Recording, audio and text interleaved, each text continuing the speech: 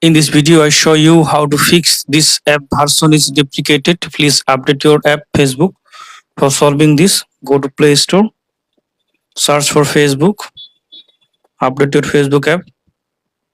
Now go to Settings, then go to Apps, then go to See All Apps. Now search for Facebook, tap on Facebook, tap on Force Stop, tap on OK, tap on Storage and Cache, tap on Manage Space, tap on Delete. Now restart your phone.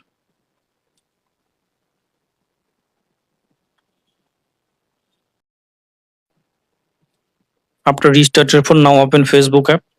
Now I hope that this method fix this app version is deprecated. Please update your app Facebook problem.